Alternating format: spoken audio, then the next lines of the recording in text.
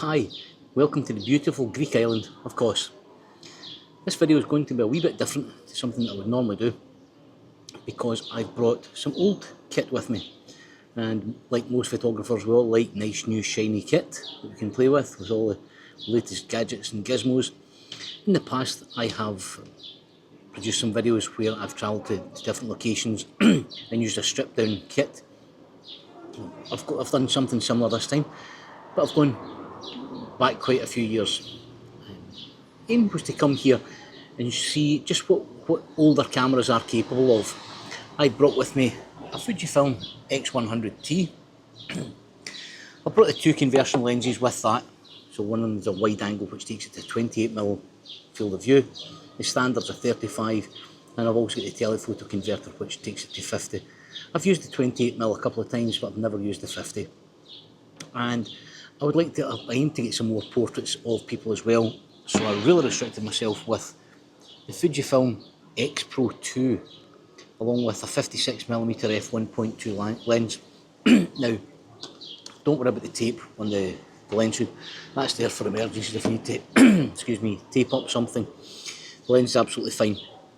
Now, this particular camera body, we're now in June 2025, and in May 2017, so 8 years ago, I used this very camera, to photograph the late Her Majesty the Queen at Buckingham Palace. So this camera has seen a fair bit of action, and it's been superseded by cameras, several cameras since then, X Pro 3, and the newer batch of Fuji X series cameras. But I always keep a hold of it. It's slightly nostalgic for me, the fact that it was the camera I used to photograph the Queen. But I thought I'd see what today's older cameras do when you compare to what we're used to nowadays. What I've experienced is, it's maybe just the fact that this is Kos and it's very touristy, that I've never had so many people knock me back for taking their portraits for free in my life. Most places, most cities that I've been to, Prague and over in Tenerife in Iceland and things like that, people are usually quite cool about letting you take their portraits. Kos, I've never had so many knockbacks in my life. As I say, it's possibly just because the fact everyone's selling something here, whether they're trying to sell tours or trying to get you into a bar or a restaurant or something like that. However, being a stubborn, persistent soul, I stuck with it and found ways round about it. So one of the things I bumped into, the only proper sort of formal portrait, if you like, that I managed to get was of a man called Costa. And I saw this man one day feeding some of the stray cats. There's a big stray cat. Hopefully that sound didn't get picked up. The wee scooter went past me there. There's a lot of stray cats in Kos. It's a big problem for them, and they've got an active programme of trying to spay as many as they can. But this man, who, at the start of June, at the end of June, he's going to be 80 years of age, told me that for the last 33 years, he has spent his days feeding these cats around about the island. The love he's got for these wee stray cats that people walk past was absolutely breathtaking. It actually got me quite emotional when I saw how much he loves these cats. He's built them with homes at several locations throughout the town, and he's got feeding times up so that people can go and watch him feed or help him feed. And there was one wee cat, and it really looked in a bad way, and it was kind of coughing and spluttering. And he told me that this cat is obviously some sort of chest infection, and he spent €50 just getting the medication to try and help it, the poor wee thing. It was very, very moving. His passion for these cats was incredible to see. So I used the camera I'm filming on, a DJI Osmo Pocket 3, to get some footage of him as he fed them, and as they were coming up to him. They recognised him, they see him several times a day, and they obviously react well to him. So I got some footage of that, but also got a few portraits, just nice straight portraits. I took a not behind the scenes photograph. I took a photograph of the area where it was in. He was in a shaded area underneath a large tree. So I photographed him underneath that. The sun was almost directly behind him, off the camera left very slightly. But to the right of me was a large sort of cream colour building which was great for bouncing light back into his face.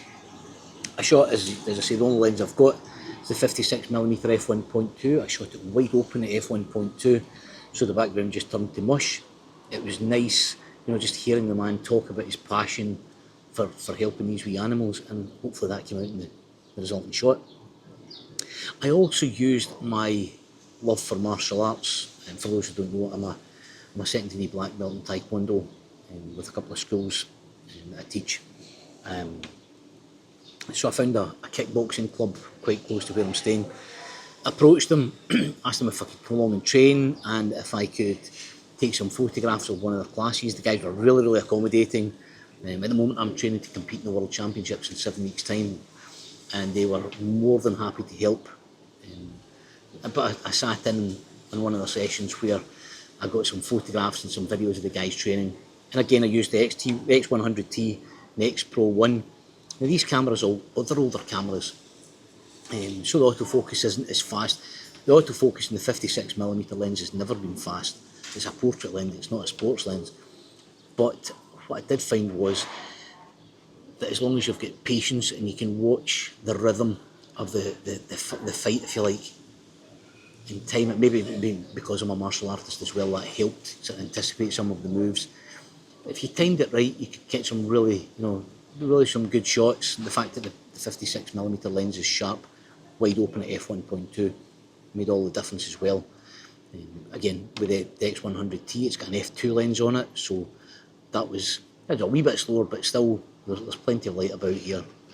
Further into the hall we went. I went up to high ISO, about ISO 4000, 5000. I know that's going to introduce grain, but these images, for me, the fight images and the training images are going to be black and white anyway, so I'm probably going to introduce a bit of grain into those shots, which I like.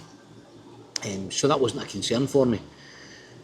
It was quite interesting, after the guys fought some rounds, they would sit down, have a breather for a minute, and that allowed me to get some shots of them as they got their breath back. And for anyone who knows how that feels, you're sitting thinking, right, what did I do right there? What could I do better? How can I be sharper? What am I going to work on in the next round? Right, okay, who am I fighting? Is he good with this particular technique? How am I going to counteract that? So there's a lot going on while they're recovering physically, mentally. There's a lot of activity, and hopefully the resulting shots will show that as well.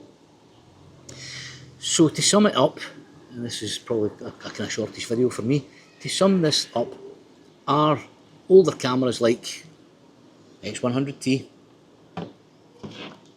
X Pro 2 and a 56mm lens, are they still valid in 2025?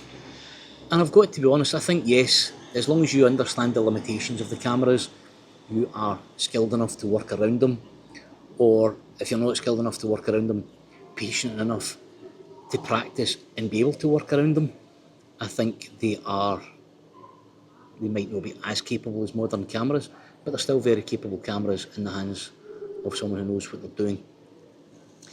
So that's it. Hopefully we'll rope in some of the video footage as I'm going through this video to let you see some of the stuff that I've got up to. And if you have any questions, guys, as always, drop them in the comment section.